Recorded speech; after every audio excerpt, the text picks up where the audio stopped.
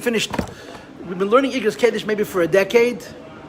We haven't finished a year. We come finished a half a year. But okay. Kol ha'akova l'toiva, it says in the Heilig for him. So Rabbi Sai, we're going to start on page Tov Pei Vav. That's what we're holding. Okay? The letter that starts on Tov Pei Vav, Aleph Reish Beis. Here we're going to begin, okay? Here we go. Baruch Hashem, Tezayin Elul, Tov Shin Yud Aleph, Tisa, Tov Yud Shin Aleph. Brooklyn, New York, Havosik v'choset Ishrei Lekim Erenu Rav Chaim Sheyichye Steinman. I don't know who this is. But he obviously was an American Jew who spoke Yiddish. Shalom Abrach.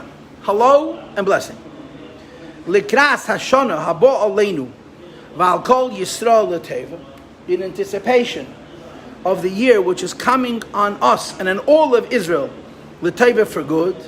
Vinch ich eich, I wish you, un ala ayer b'nei bayis sheyichyu, along with your entire family, aksiva v'chasim b'teva, to be written and sealed that's good, l'shana teva mesukah, to a year that's good and sweet. And the Rebbe continues, ich bin zufrieden eich mitzuteilen, I am happy to include you in knowing, in other words, I'm happy to inform you, as der Drucker geht die ganze Zeit on mit der Arbeit. That the printer continues to work on the project that this Yid, Chaim Steinman, had been doing collaboratively with the Rebbe. Also the etliche Wochen vor Rosh Hashanah bonone Tishrei, except for the last few weeks before Rosh Hashanah and the beginning of Tishrei, was muss mafsig sein, that he's going to have to interrupt. To leave the spezielle Tishrei dike Arbeit was hat, because he has specific work for Tishrei. But aside for that, he's going to be working on this project uninterrupted. I hope, as we kennen verendigen die ganze Arbeit, that will complete all of the work, including also the printing, around Yitas Kislev, which is 4 months away.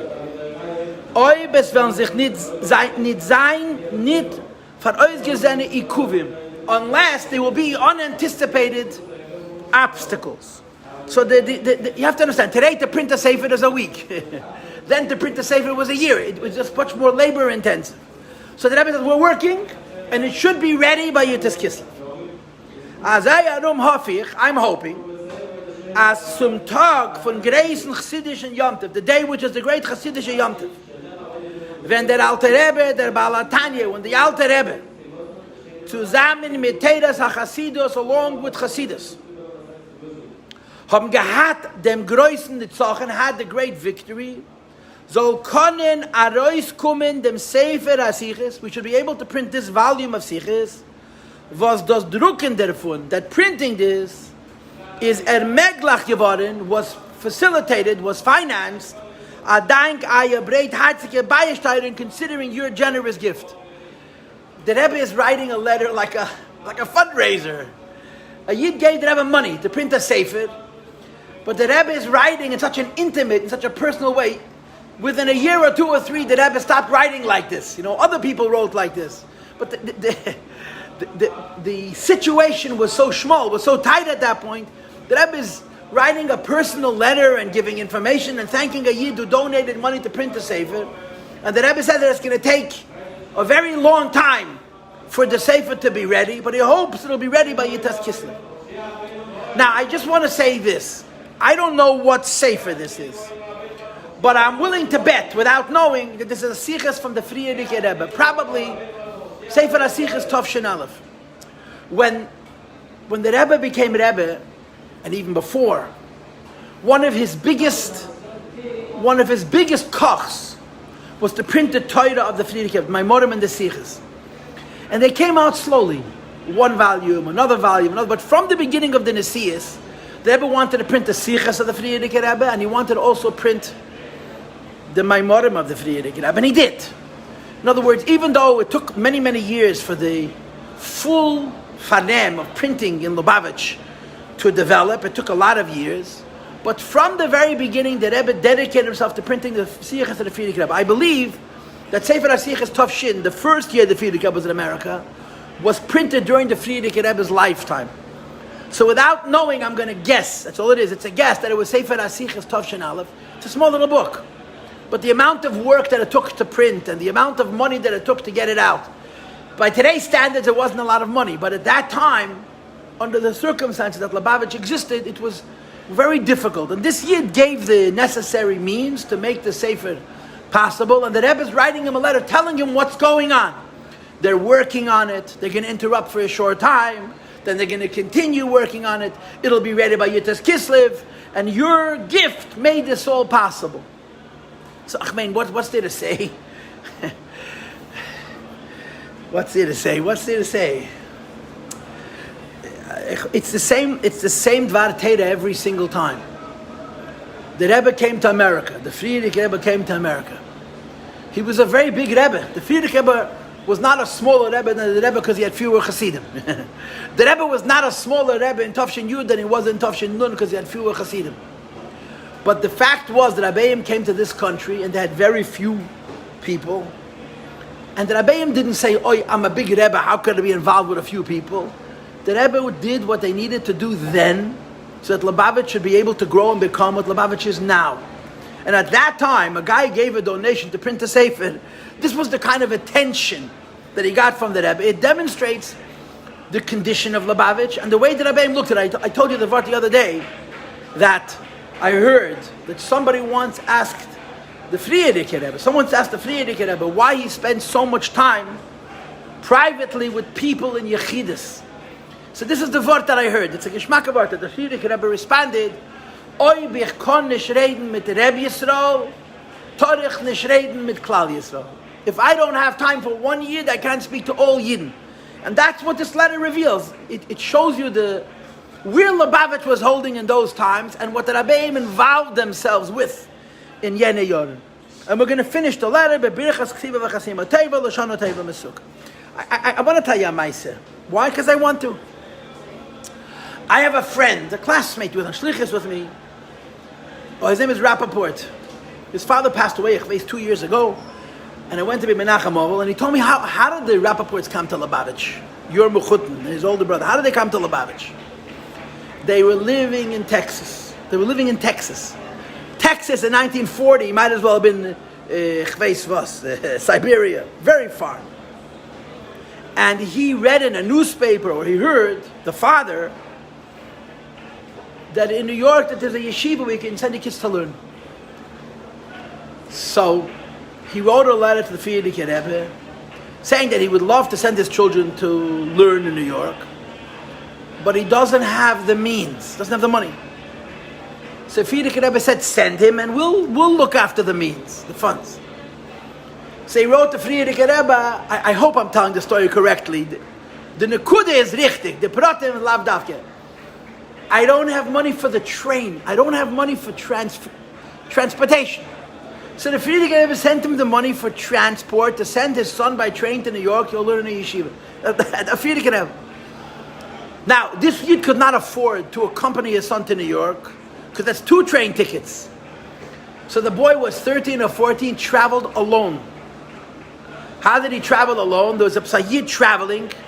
He went part of the way from wherever they lived in Texas to New York. Then he got off, and the Bachel continued by himself, a 13-year-old boy on a train in 1940 to New York.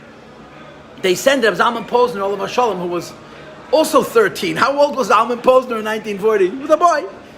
To pick him up from the train. Zalman Posner went to the train and he looked for him for hours and he couldn't find him. So he came back to 770s. I looked for him. I can't find him. And they told him, listen, you got to go back.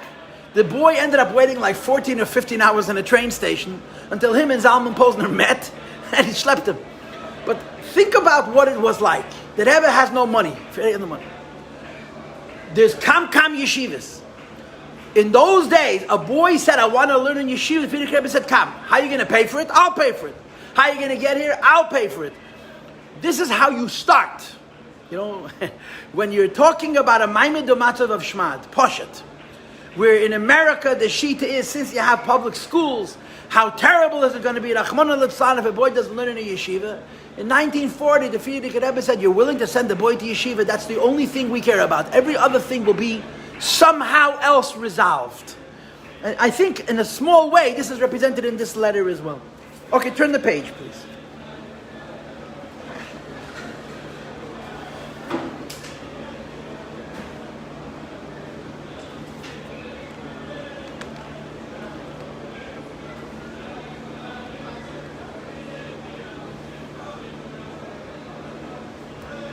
Okay, the next letter, page Tov Pei Zayin.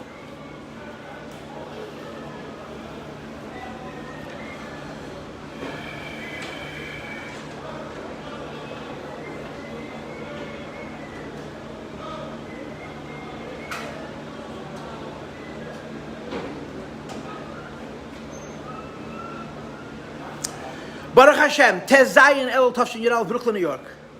Harav Agon v'Harav Chosid.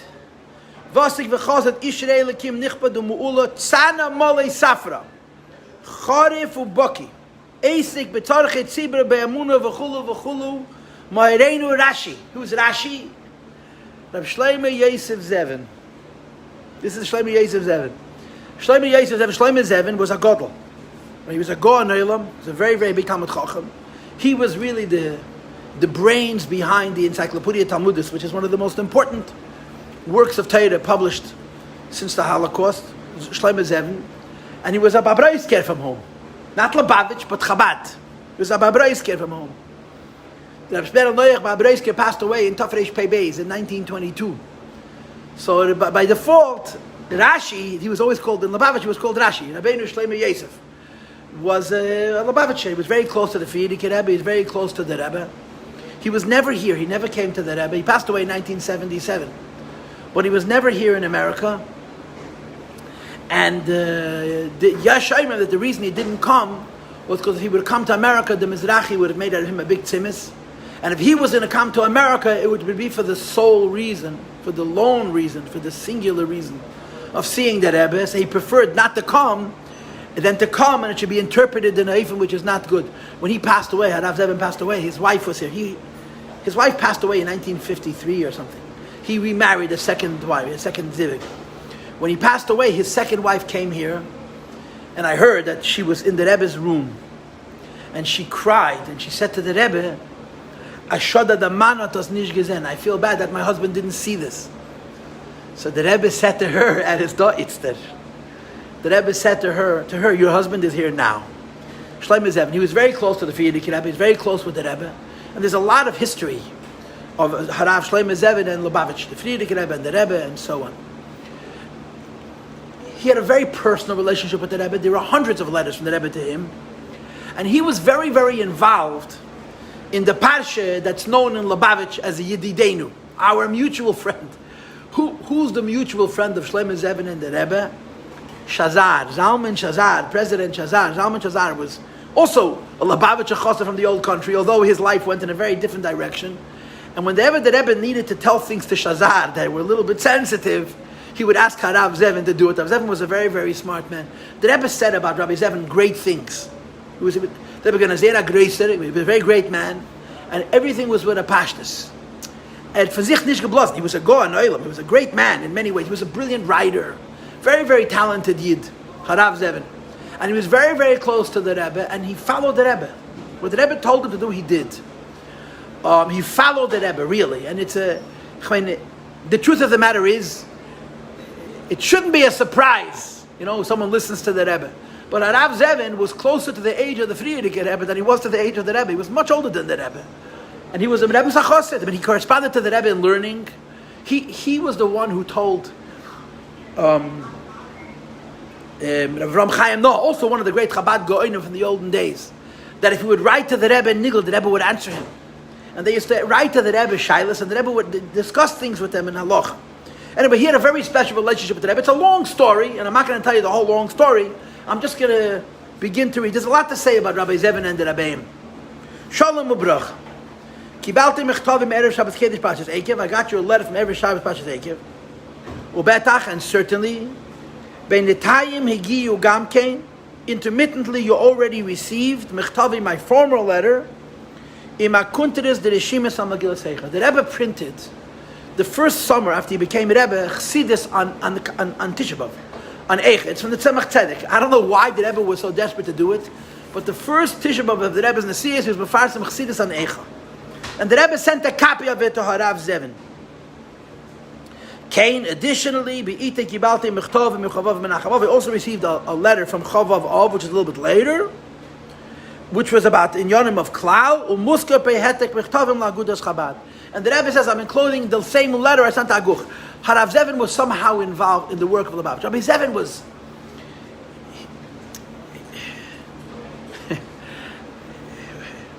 he wasn't a Lubavitcher like we're Lubavitch. He was sort of part of... Everybody thought they owned him. Every Simon community had a claim to him.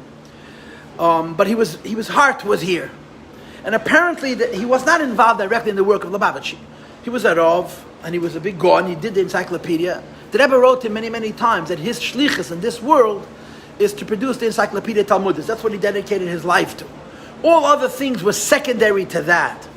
But apparently he was involved in the work of Lubavitch, and Agudas Chasidei Chabad, which was the official body of leaders of Lubavitch, had something happening, and Rabbi Zevin was involved, and the Rebbe sent him a copy of the letter that he sent to them. Dayag ani b'miktas, I'm a little bit concerned. That lately, I'm not hearing in the participation of you, in the work of a good Chasidei Chabad. In other words, the Rebbe says, I want you to be involved. I want you to be involved in the work of Lubavitch. I want you to participate in Lubavitch events. And the Rebbe says, it seems to me that there's a little bit of a slackening of your involvement in the Yonim of Aguch. I don't know what this means, because there's not a lot of information here. It's written very cryptically. I'm not going to venture to guess. I'm not going to tell you what I think it means, because I don't know. But the Rebbe says it looks to me like you're sort of a little bit withdrawing from the Machana of Chabad, and I don't want that to happen.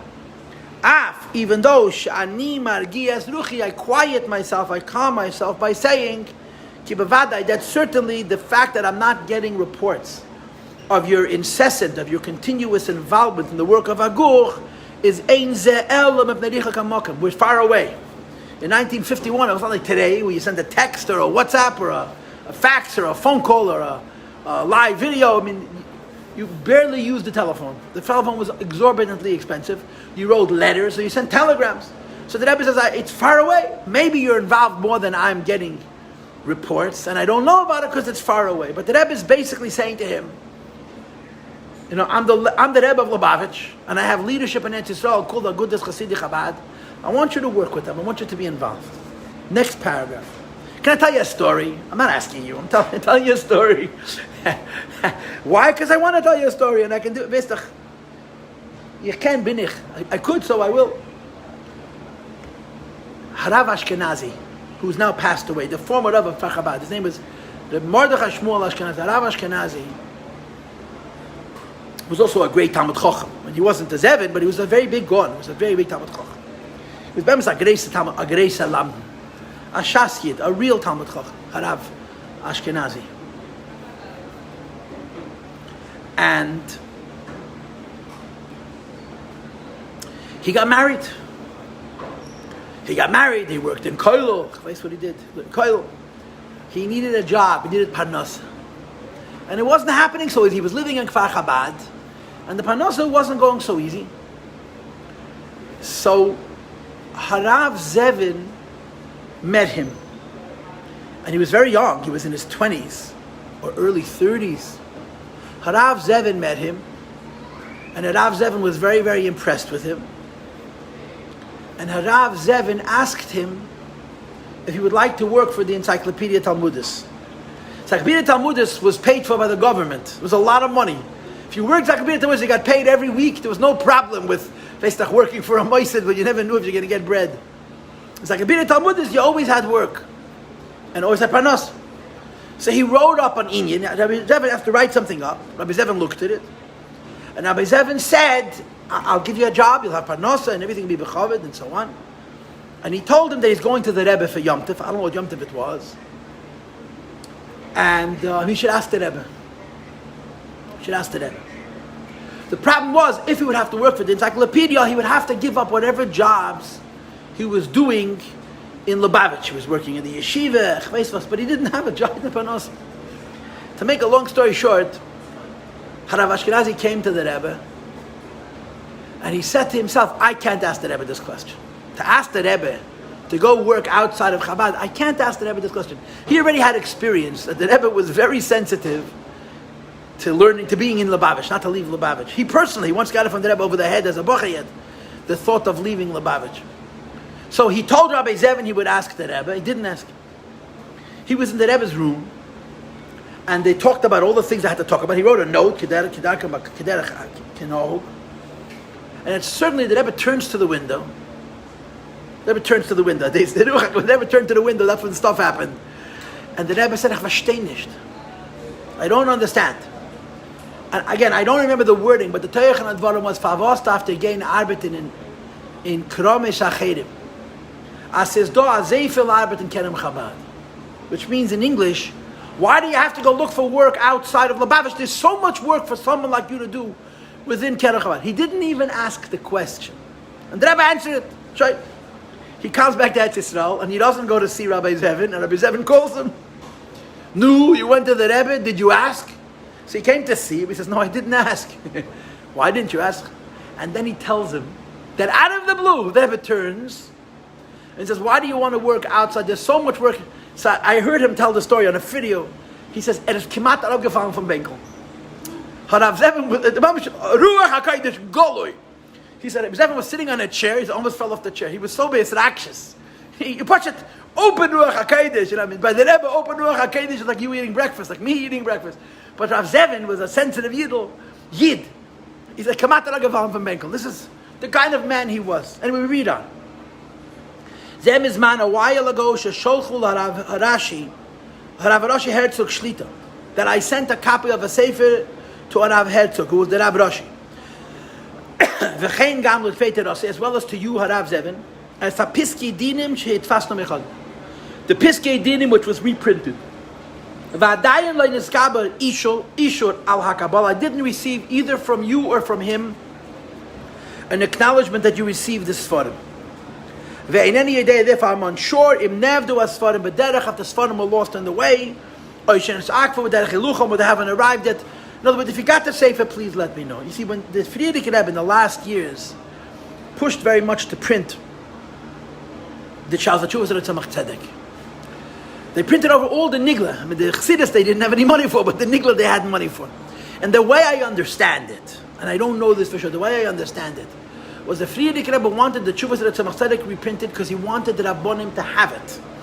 In other words, he wasn't printing the Shas HaTshuvos Tzemach Tzedek for people to collect it in libraries. People needed the Tzemach Tzedek's halachas. In other words, Tzemach Tzedek was a Gaon and Nigla, Paskin Shailis.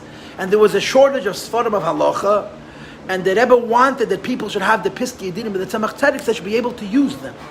So there's a whole set of Sfarim called Shailis Tshuvas Tzemach Tzedek, and then there's a separate sefer which is called Piskei Dinim, which is written on the Shulchan Aruch. Tzemach Tzedek wrote Dinim, on certain parts of the Shulchan Aruch, Tzemach wrote Piskei Dinim. I have the whole set. You can buy them. You can buy them today. But then, there was no money in Lubavitch. And Lubavitch was trying to save the whole world. And they were doing a whole bunch of things a little bit, They couldn't do anything big, but they did. And one of the things that Tzemach Tzedek, the Frierdiker was Mesa Nefesh for, was the publishing of the Tzemach Tzedek's Tshuvos, the entire set of Tzemach Tzedek's Tshuvos. I think that the Piskei Dinim came out after. The Piskei Dinim was after they finished hitting the set of Shas HaTshuvos. And there's a story, which I heard from the Rebbe, and recently I heard the name of the person, but I forgot. Nit lang, I was sitting at a Fabringen someplace, and somebody told the story that he knew the Baal HaMaaseh. The story was, to print a sefer in those days was dollar for dollar more expensive than today. It wasn't as many dollars, but the dollar was worth so much more. Because it was very labor intensive. To print a sefer today was not like today where you have computers, and editing was a very, very labor intensive job. A kid said, there was no money to print a Tzemach Tzedek. And there was a Yid, I think he davened in Rabbi Simpson's shul. He davened in one of the Lubavitcher shuls here in New York. He was a shtickle businessman. Came millionaire as a nish gewesen. And someone suggested to him that he should pledge. He should pledge to print a Tzemach Tzedek. So he says, how could I pledge to print a Tzemach Tzedek? I'm not that kind of rich man. I don't have that kind of money. Maybe I can print a kunta, to print a set of Sfarim. So how it came to be, I don't know, but he was convinced to make a pledge. Maybe the Rebbe himself told him.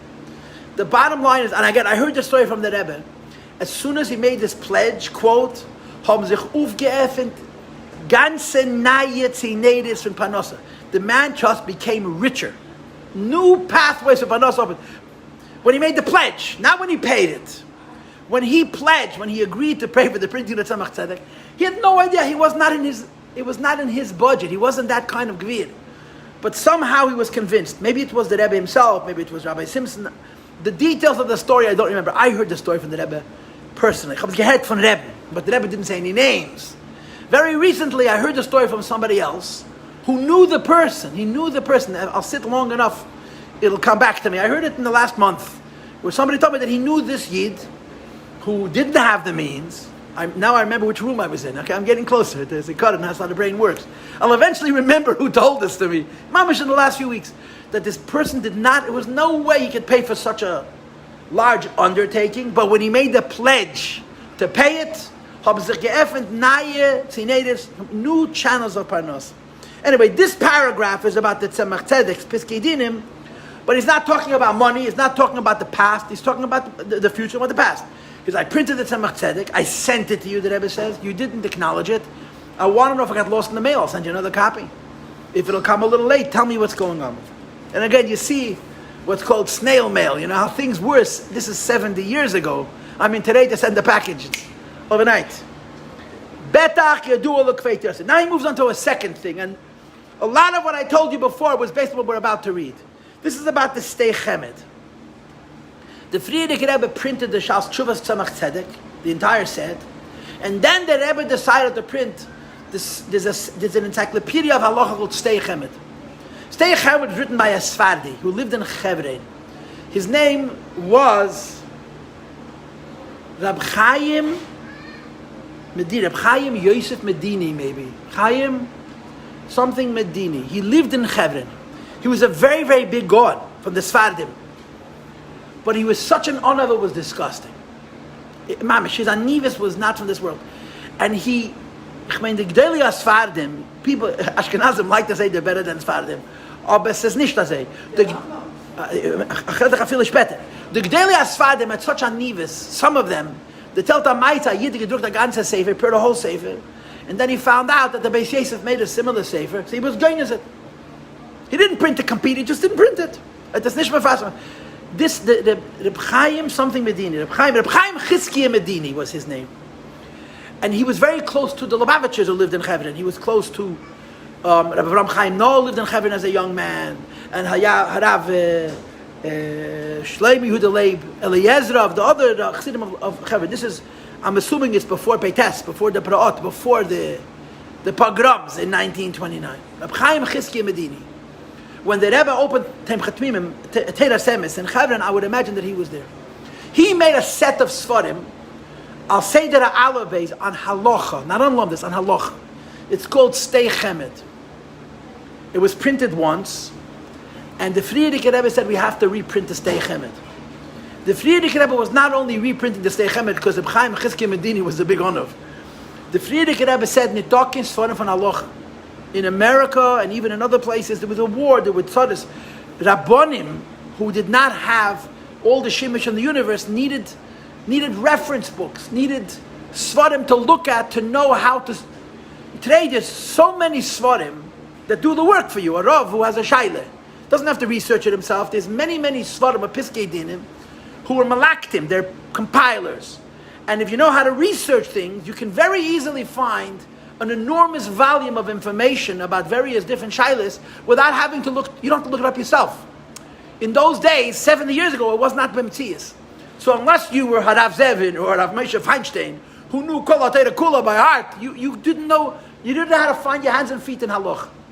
So the Frierdiker Rebbe decided to print the Stei Chemed. Another huge undertaking. Lubavitch had no money whatsoever. Tzemach Tzedek kann man noch sagen, das noch Chassidus, yeah. The Tzemach Tzedek was the Frierdiker Rebbe's great grandfather. But the Stei Chemed, it was strictly for the cloud. The Rebbe wanted the Rabbanim to have the Stei Chemed. The Rebbe, our Rebbe, worked himself very hard on the Stei Chemed. The Rebbe, because he was mesader it upon him. The Rebbe worked very hard. The Rebbe made also the Mafteach. The Rebbe put in person. The Rebbe said to Yitzchak Groner, Blut and Schweiß. He said, I put personally into the Stei Chemed blood and sweat. And of course the Misnagdim went ahead and reprinted it, and they didn't even be Remez, that they stole it. There was a talk years ago that they should take him to a dentata, and the Rebbe said, the Rebbe was upset. And the Rebbe told Rabbi Groner that so he said we could take him to the dentata. The Rebbe said, no, leave it. But the Rebbe worked very hard on the Stei Chemed, and there needed to be money to print that too. So here we read. You also know, certainly, Shazem is manra for a long time, and a long time by the Rebbe means 2 or 3 years. That I am busy, I'm preoccupied. Based on Yerah from the Friedrich Rebbe, to reprint again the set of Sfarim Stei Chemed from the Rav of Chevron, a Svadish Rav of Chevron, Harav Chaim Chizkiya Medini. Thank God. It's so expensive, the Rebbe says, and we don't have the money. It's so expensive. It's also an incredible amount of work. 9 out of 10 krachim already in print. Now, I don't know much about the Stei Chemed, but it's divided up into sections. There's As Hasoda, there's different parts.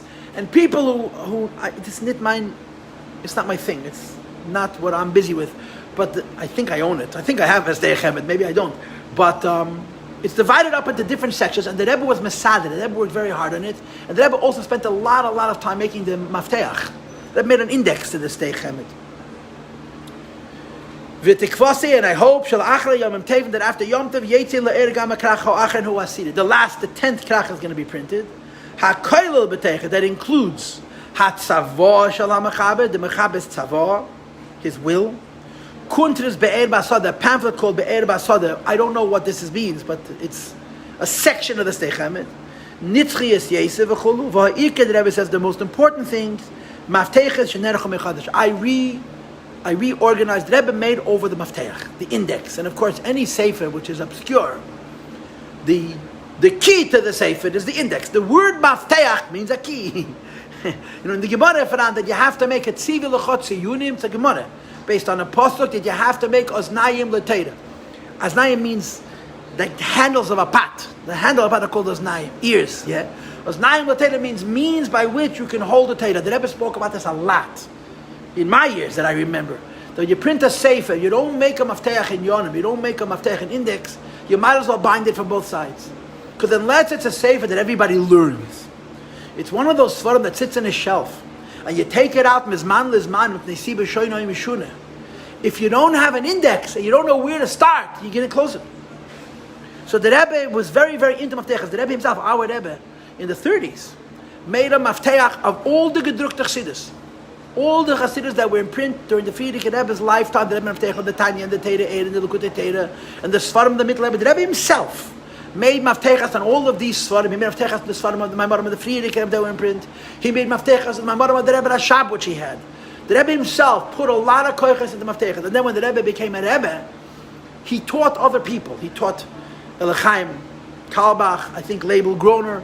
He showed them how to do it. How you make maftechas. The Rebbe Pasha taught them the umnus.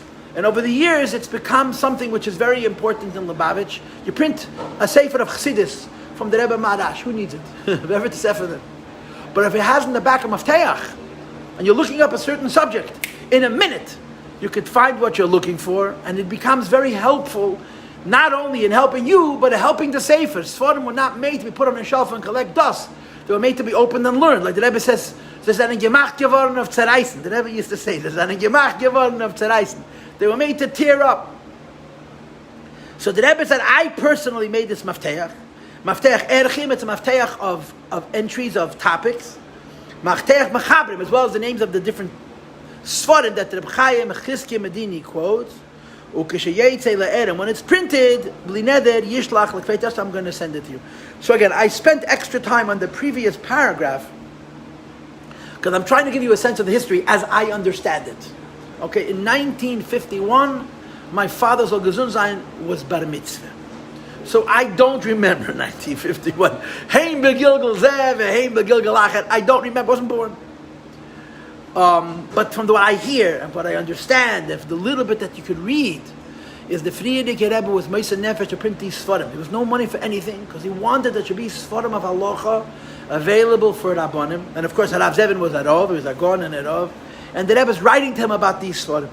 Okay, we shall now interrupt.